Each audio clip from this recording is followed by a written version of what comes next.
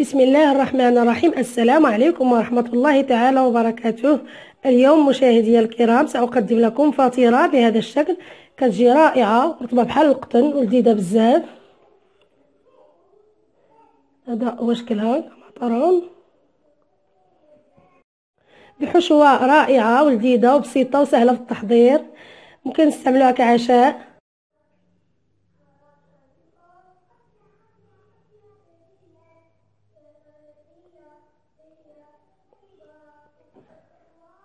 ندوزو نشوفو المقادير وطريقة التحضير.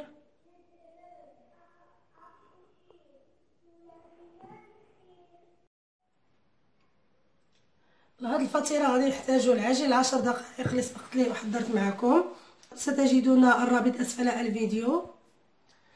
بصلة كبيرة مقطعة قطع رقيقة وقليتها مع شوية الابزار والملح.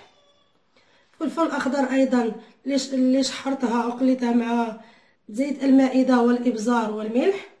علبة الثوم بصلصة الطماطم، قليل من الكزبر والبقدونس، ملعقة كبيرة من الزيتون مقطع قطع صغيرة، قطع الجبن، قليل من الزعتر. نبدأ على بركة الله. سأقوم بتجهيز الحشوة.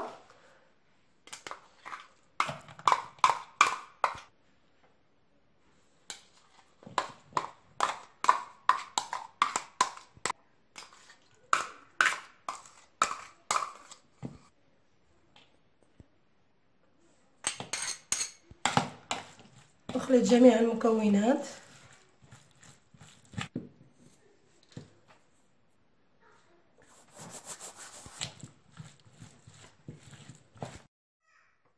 نقوم بتوريق العجين على ورق الطرق هكذا.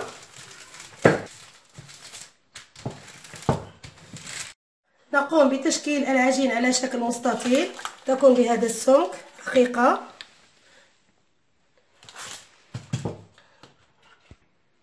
بسم الله نضع الحشوة.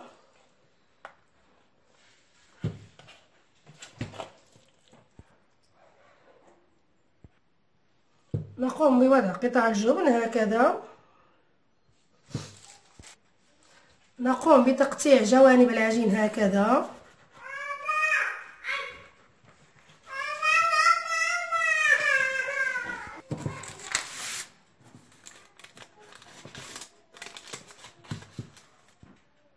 نقوم بلف أطراف العجين هكذا لنشكل شكل ضفيرة.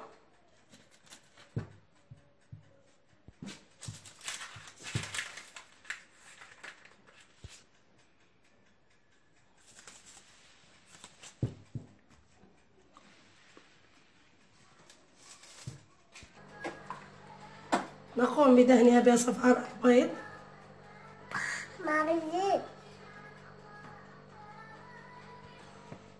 نضيف القليل من السمسم هكذا.